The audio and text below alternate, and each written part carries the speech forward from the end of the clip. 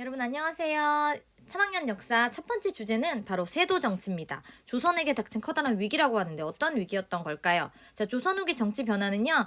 처음에 선조 때 붕당 정치가 시작되죠. 동인, 서인 기억나시나요? 이렇게 당을 나눠서 서로 이렇게 정치를 함께 해 나갔는데 그러다가 붕당 정치가 약간 맛이 가기 시작하죠. 변질. 그래서 서로 막 말싸움을 하는 예속 논쟁.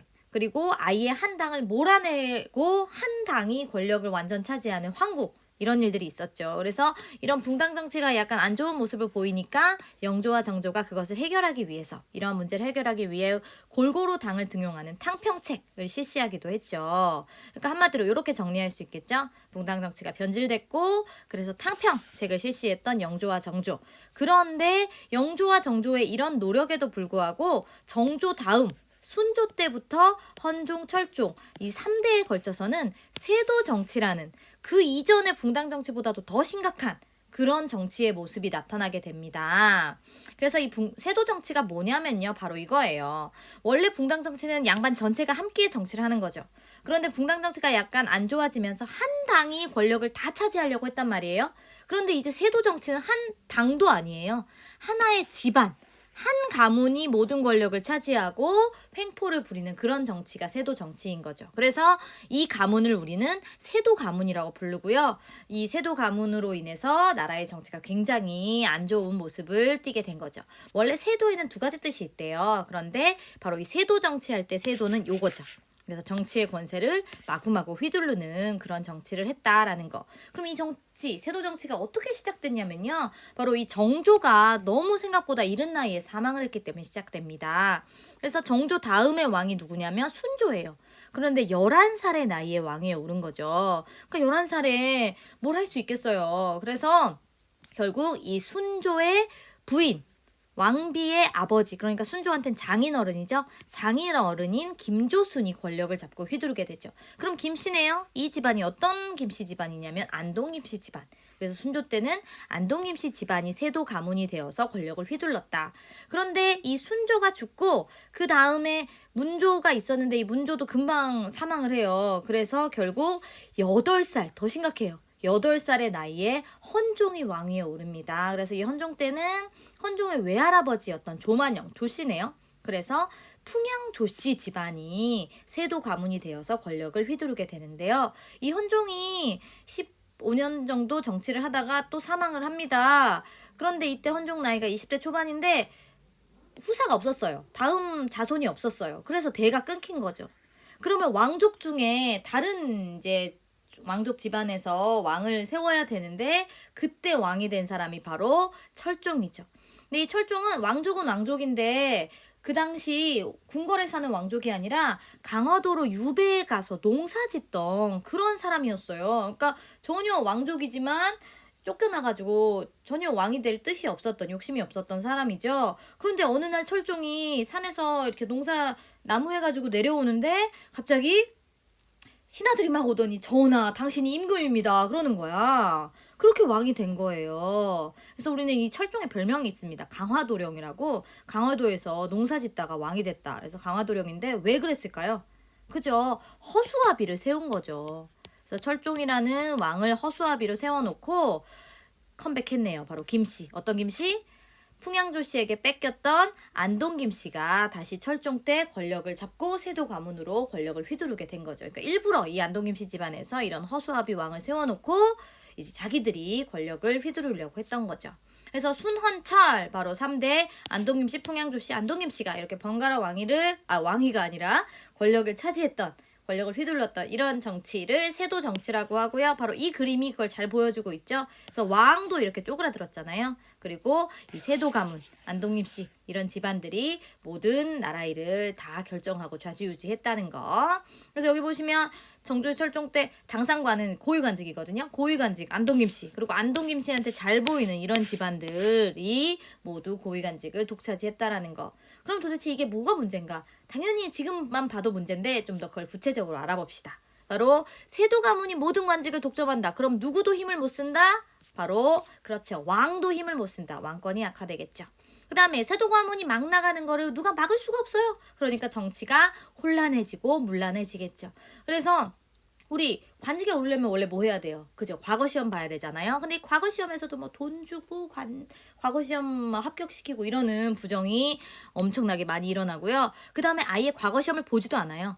관직을 그냥 돈 주고 사고 파는 거죠. 과거 없이. 바로 이걸 뭐라고 하느냐? 매관매직이라고 해요. 관직을 뭐 하는 거? 매매하는 거. 그래서 돈 가져왔으니 벼슬 주세요 라고 하는 이런 사람들이 매관매직을 하는 거죠. 아예 금액이 정해져 있었대요.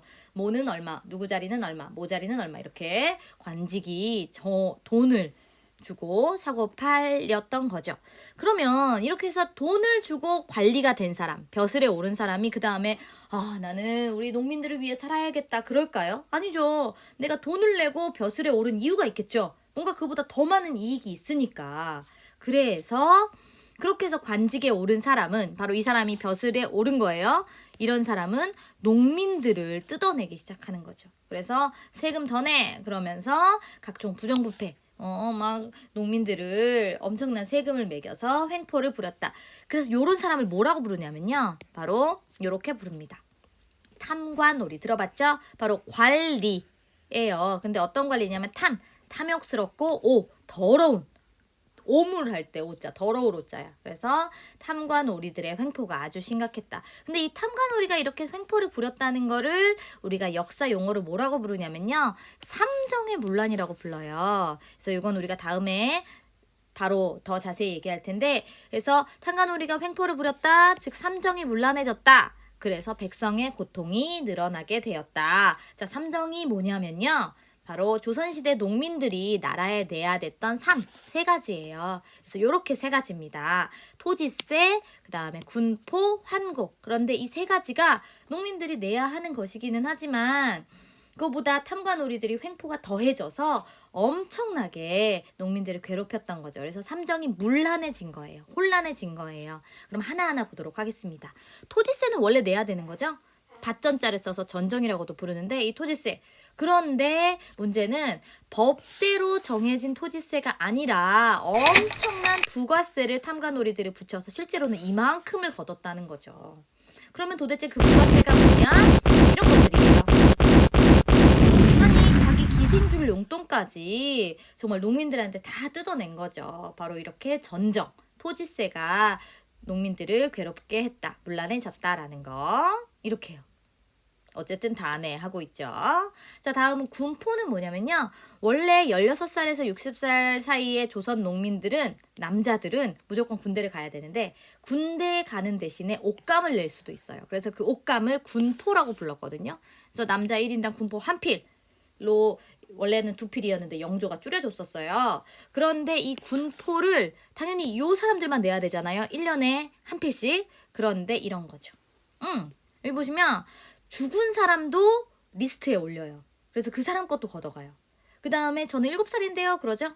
깐난애기도 그 애도 이름을 리스트에 올려가지고 군포를 걷어가요. 심지어는 안 내고 도망가면 야 옆집 사람 안 냈으니까 네가 대신 내 라고 하면 옆집 사람 거까지 내게 하는 거예요.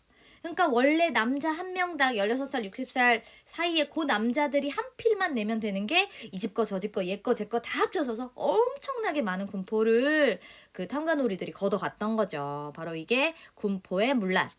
세 번째는 환곡입니다. 환곡은 뭐냐면 곡식이죠. 그래서 곡식이 돌아오는 거예요. 봄에 농민들이 가장 배고파요. 가을에 추수한 거가 이제 겨울 되면 다 먹었거든요. 그때 관청에 곡식을 빌려준 다음에 가을에 추수한 다음에 갚아라. 약간의 이자를 붙여서 갚아라 라고 한 게 환곡이에요. 곡식이 돌아오는 거죠. 그런데 이거 좋은 제도죠. 농민들을 도와주는, 배고픈 농민들에게 곡식을 빌려주는 좋은 제도인데 이게 이제 문제가 되는 거죠. 바로 뭐냐? 빌려줄 때 뭘 빌려주냐면 껍질과 모래투성이 전혀 먹을 수 없는 그런 곡식을 빌려주는 거죠. 근데 갚을 때 어떻게 갚아라? 제대로 갚아라. 제대로 된 쌀을 갚아라. 그 다음에 저는 빌려주지 않아도 돼요 라고 하는데 강제로 곡식을 빌려줘요. 그리고 이자 많이 쳐서 갚아라 라고 되는 거죠. 이자가 어느 정도냐, 막 이렇게 2배, 3배의 이자를 물린 거죠. 그래서 환곡이 그냥 하나의 세금이 된 거예요. 농민들은 반드시 내야 하는. 그래서요, 사실 세계의 그 삼정 중에서도 이 환곡이 제일 농민들을 힘들게 했대요. 사실은 좋은 제도인데 곡식을 빌려주는 좋은 제도가 오히려 농민들이 이렇게 괴롭혔던 거죠. 그래서 농민들은 세금을 피해서 떠돌아다닙니다. 그래서 세금을 안 내도 되는 곳 국경 밖 바로 여기 간도, 연해주 요 지금의 중국 땅, 러시아 땅으로 이렇게 옮겨가서 살기도 하고요.